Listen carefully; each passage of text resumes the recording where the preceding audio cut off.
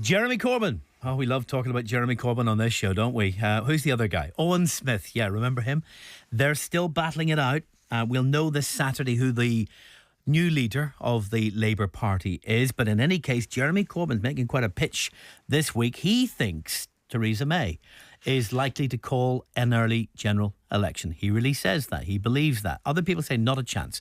We've got a fixed term parliament now. It's going to go to 2020. But Jeremy Corbyn's pitching now that if he is elected leader, we'll find out on Saturday, he'll be instructing all of his Labour MPs to vote for that early election if it is offered to Westminster by Theresa May. They'd have to get a 2/3 majority under the legislation to make that happen.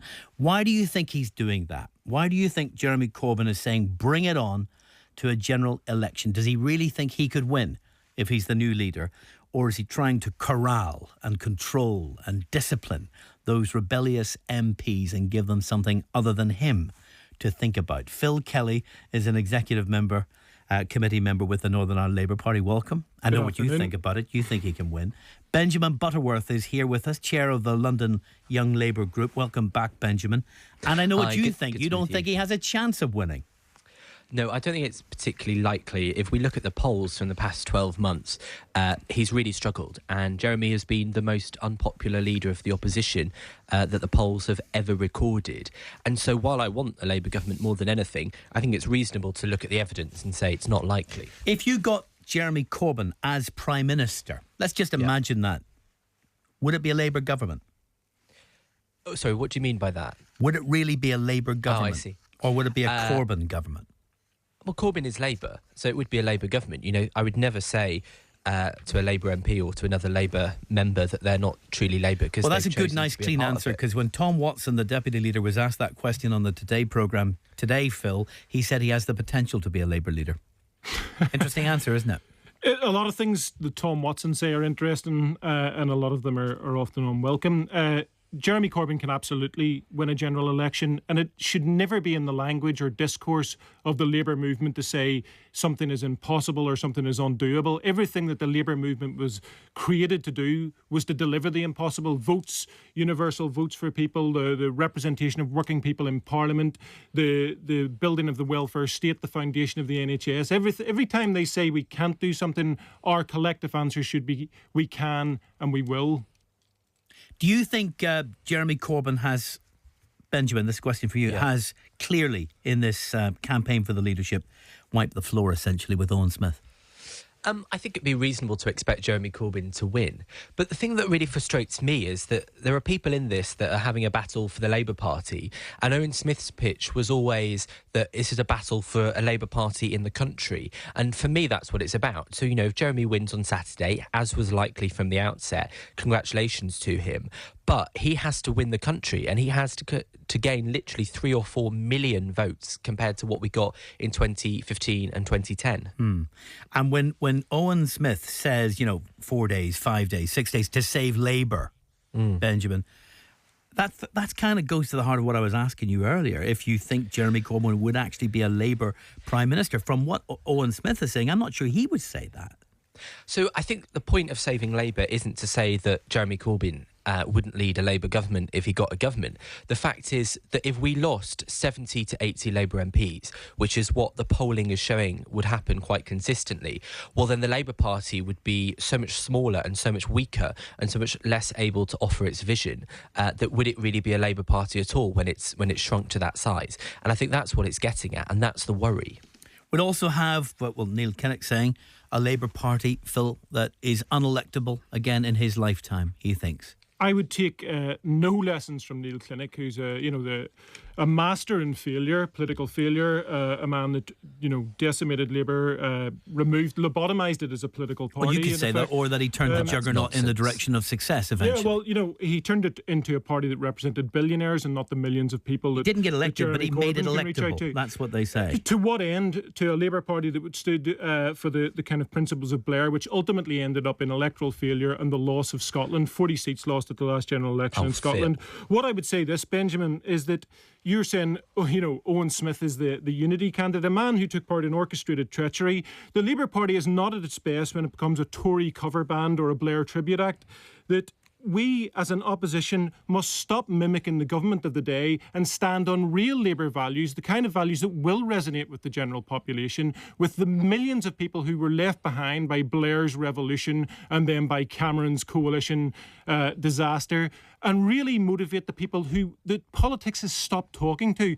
Let's stop concentrating on 24% of the electorate that voted for this ridiculous cronyist Tory government and concentrate on the 76% that want progressive politics. Sorry, Phil. 03030 80 55 55. Let's go to Keith. Hello, Keith. Good afternoon, William. Who are you supporting in this, Keith? Oh, well, I have already, I'm delighted to say I've cast my vote for Jeremy Corbyn. Because basically, we as a CMP on the 13th of August voted 121 for Jeremy Corbyn. There was only 15 for Owen Smith, and he didn't even finish second in that. The abstentions got 33. Does that tell you who in Northern Ireland we want to be Labour leader? I think so. Thanks a lot, Keith. What's going to happen then if it is Jeremy Corbyn? Benjamin, are we going to see a split? No, we're not going to see a split. I don't think anyone wants that. But can I just come back to Phil's point of the fact that he just called Neil Kinnock a complete failure? Well, would you say then that Michael Foot was a failure in the same way? Because he led Labour to the worst defeat that we've had since the World War. Was he a failure? I'm certainly no fan of Michael Foot. No, absolutely not. No. Okay. And then you went on to define what You're more the of a people Benite, want. are you? No, I'm not a Benite either. No, I believe that what's happening, Benjamin, and what the kind of Labour that you represent is failing to understand is a new political dynamic that's taking place, that there's a new left emerging, not just here in the UK, but across Europe. And it doesn't need to be beholden to the failures of the past, either from the left or the sort of neoliberal consensus politics that Blair aspired to. There is something happening here which is about giving a politics that speaks to people and actually offers real change and real solutions. I mean, look, we've all got sound bites, so thanks for sharing yours. But the fact is he that fights back. People voted for, and I hate this Conservative government. I'm a lifelong socialist since I was a kid. But look, they voted for this Tory government last year, and 5 years before that, they voted for the Tories far more than Labour. And they voted for Tony Blair's government 3 times. The fact is that what you're saying the people want, the people have never said they want when they've gone to the ballot paper. And that's my issue. It's not that I disagree with the fact that you're a socialist or what we want as socialists in an ideal world. Benjamin. It's what we can actually deliver. Benjamin, Ken Dodd could have beat John Major in 1997 with the Diddle Men or whatever he called them. Diddy Men. And then since that's nonsense. That's nonsense because the Tories got the highest ever vote in 1992. Yes, they did indeed. And Blair never actually managed to get that kind of vote out. And since his election in 1997, he hemorrhaged millions of votes, which ultimately ended up in Scotland being destroyed. Who found those votes, Phil? Who found those votes? I do not believe for 1 minute that the New Labour project that took working class heartlands for granted is Who something found those votes? What do you mean, who found them? Well, you say that New Labour lost 5 million votes. You know, that is millions that of is people true. voted for Who Tony Blair. found them? Millions of people voted for Tony Blair, holding their nose. They didn't. that's They did, and they nonsense. didn't 3 realize. times? They didn't realize that it would deliver PFI, the academisation of schools, tuition fees. They didn't buy into that. So why did they didn't keep buy voting for it? Well, they didn't. It They dropped did and 3 dropped. times. Yes, and it dropped He even significantly. got elected after the Iraq War, Phil. Well, listen. I think we can move Can't on argue from with Blair. his success. You might disagree with his ideology, but you can't argue with his success at the polls, can you? Yeah, but what that created was political orphans across the UK, and it ultimately led to a politics that stopped talking to people. It was a lobotomised politics, All right. Benjamin. Yeah, let's go to Tony. Hello, Tony. Hello, William. My point is in relation to a party divided in relation to the Labour Party. I don't know who the originator of the quote was, but basically the line was, the enemy isn't necessarily in front of you, particularly in the House of Commons, but the enemy is maybe behind you. Oh, well, the quote is the opposition. When you're standing in the House of Commons, the opposition's in front of you, but the enemy's behind you. Correct, yeah. Thanks for correcting me on that. But the point's well made, and my contention would be that the difficulties in terms of the split within the Labour Party and the reasons why the Labour Party is divided is the failure of the Parliamentary Labour Party to actually uphold the concept of democracy by understanding the result that Jeremy Corbyn achieved in the first election, and no doubt will receive in the second election. You have the situation basically where well, I'll give you one particular example about what happened in the debate regarding trade.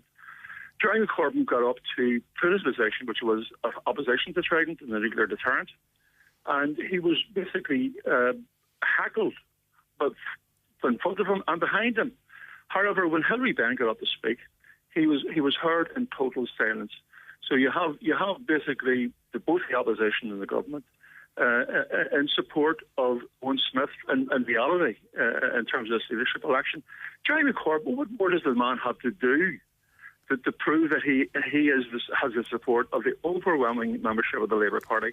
So what you have in effect, Well, he has to get elected, doesn't he? And that's what's probably going to happen.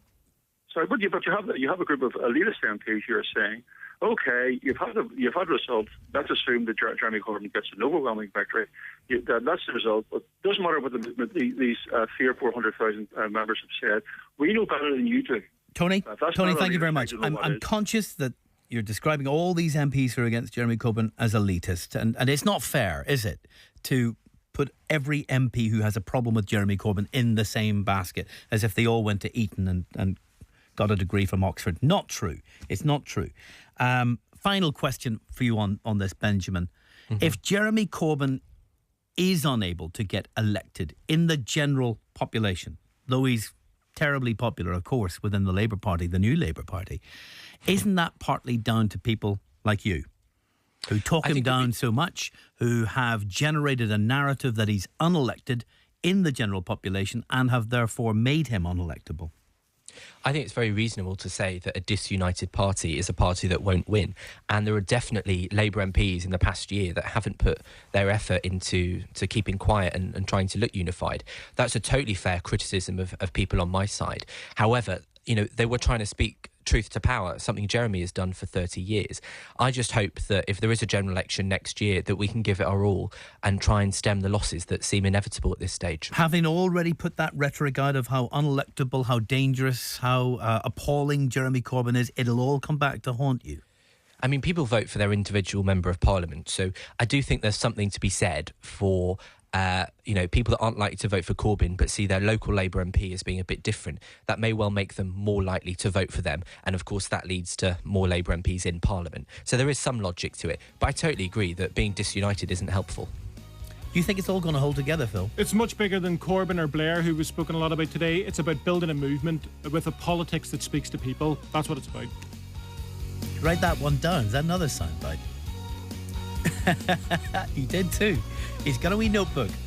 That's our Phil. Thank you very much. The Phil and Ben show has now come to an end. Let's do that again once we know the outcome of the election on Saturday. And then, my goodness, where's the Labour Party going after that? That's it from us. We'll see you tomorrow.